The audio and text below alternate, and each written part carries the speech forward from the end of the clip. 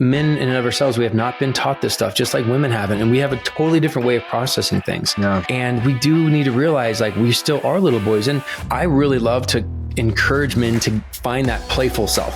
Have fun, be playful, bring that playful, loving side of you that's authentic, and that is like going to be joy, and realize that there are other inner children versions of you that may have things that are unaddressed. I think in the society we're in, we're trained to be so cerebral up here in the prefrontal cortex. We're meant to say, oh, everything needs to go through our mind. We've got to think everything through. We're in such a cognitive world, and that's a lot of like beta level of wavelength. Alpha is a beautiful space. Theta is a beautiful space. Delta is when we're sleeping. But I think that a lot of people just go from beta to delta, and they're going to go through those different places. But meditation, when I keep having caffeine, I mean, I'm drinking caffeine today just because I don't have any hypnotherapy sessions today, but caffeine, Netflix, people are staying up in beta. They're being controlled and being manipulated, and all this data is going through instead of getting to those quieter places where we can reprogram. And so we've got to learn how to have this different way of going about things. But I think people are so cerebral, they forget how important the heart and the gut are. They forget to connect with spirit, that we are spiritual beings having a physical experience here. I'm not this AJ in this body. I'm not this lowercase self. I'm higher self AJ behind this body, this avatar that I get to be in, this cool spacesuit I have. And I'm here on earth being able to express myself. And so what I like to do is like, yeah, we're going to work with the unconscious mind. I've done training with the superconscious, or we can call that higher self. How do we connect lower self with higher self? And in the sessions, not just do unconscious work, where we're aiming to get to the very source, the root cause of whatever's going on. So if it's somebody who's having major guilt about XYZ, then we're going to go backwards to the very, very source.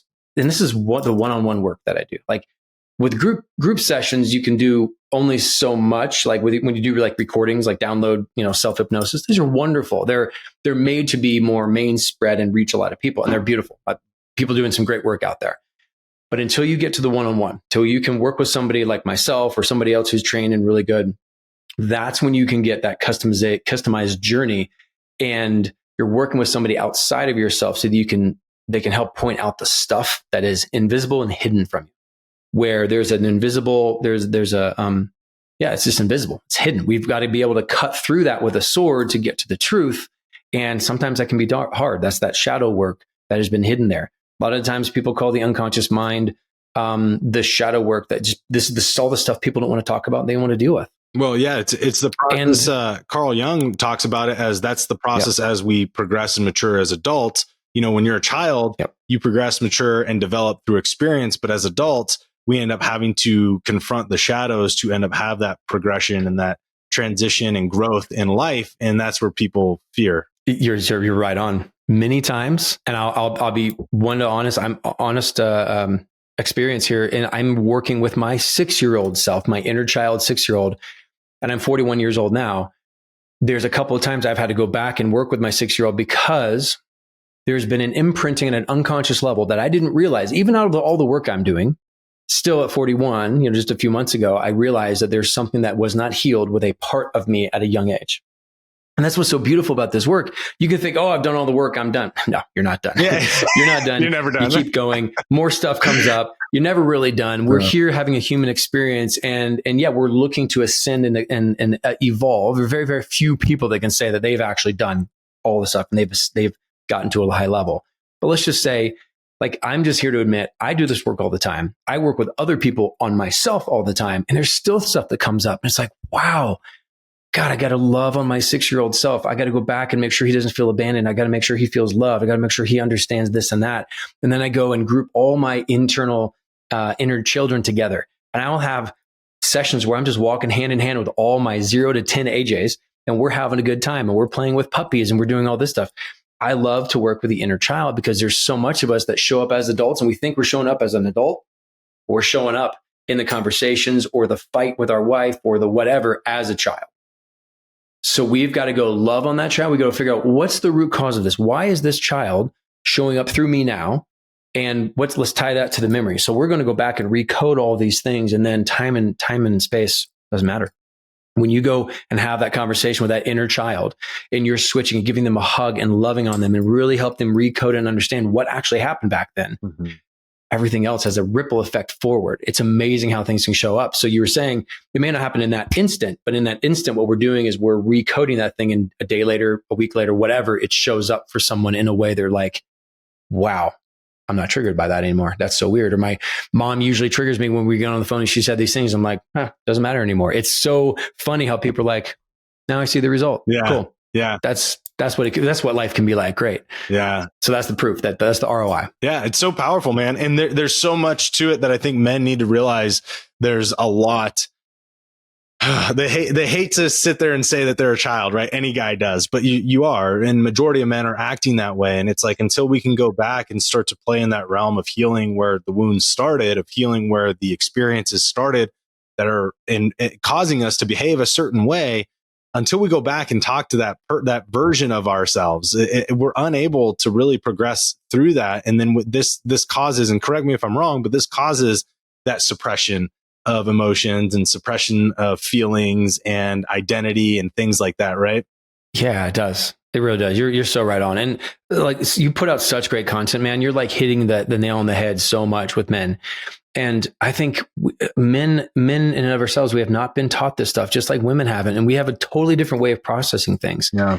And we do need to realize, like, we still are little boys. And on one side, I really love to encourage men to find that playful self. Play like a little boy again. Like, there's so many guys that take such things so seriously, and their ego is so big and strong that they're just trying to have this big mask of this big grandiose man, where it's like, just be a kid, like, have fun, be playful, bring that playful, loving side of you that's authentic, and that is like going to be joy. And realize that there are other parts of you, other inner children versions of you that may have things that are unaddressed, or things that happened with mom and dad that, I mean, many times people are carrying things for 10, 20, 30, 40, 50 years. And it's that emotion or that programming was never even theirs in the first place. And that can be hard. That can be gut wrenching to realize I've lived my life this long without addressing something that was not even mine. You know, people are given things in the womb.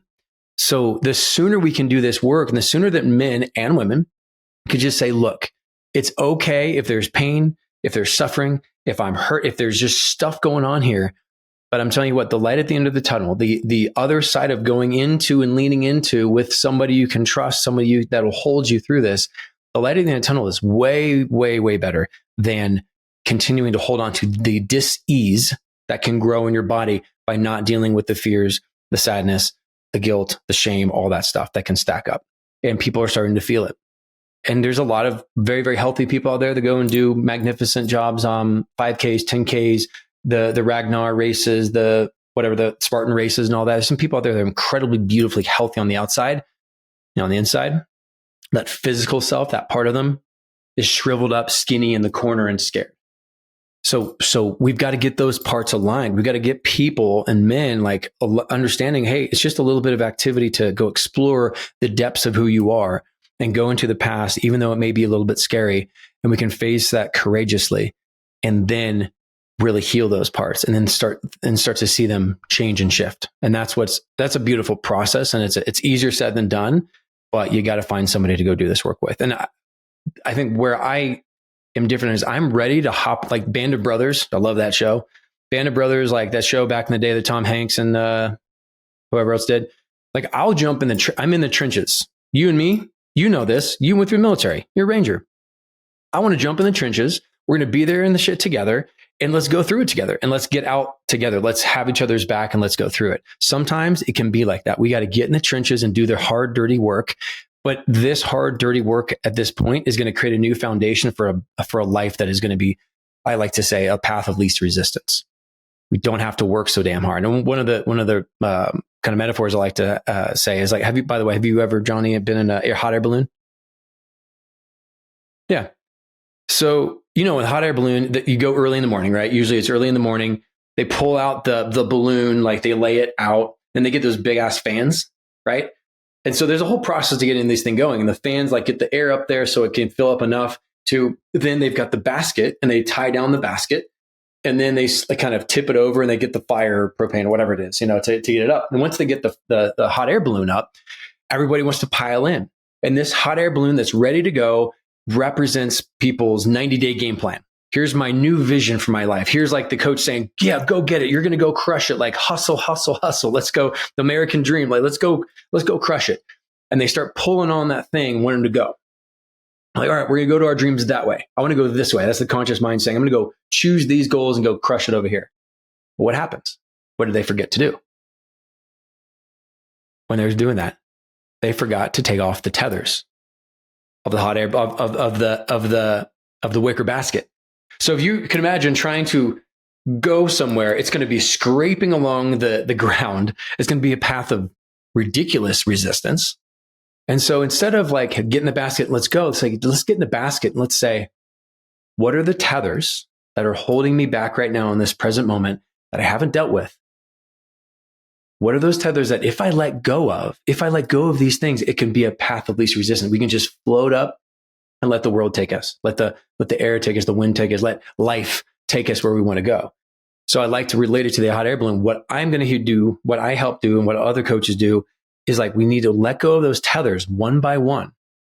And sometimes it is shadow work. Sometimes it's just going back to some traumatic event. Sometimes it's the inner child stuff. It just depends. But if we let go of those tethers one by one, now in this present moment, that makes it easier for us in this present moment to choose the new identity we're going to step into. So let's let go of the stuff first, instead of just say, oh, no, don't worry about that. I'm just going to go this way and that's not going to, affect me. No, it's going to follow you. It's going to stay there no matter where you go. So let's remove the tethers. That's what we're talking about right now, is removing the tethers for men and women so that we can step into our authentic self and not have that stuff being weighed down.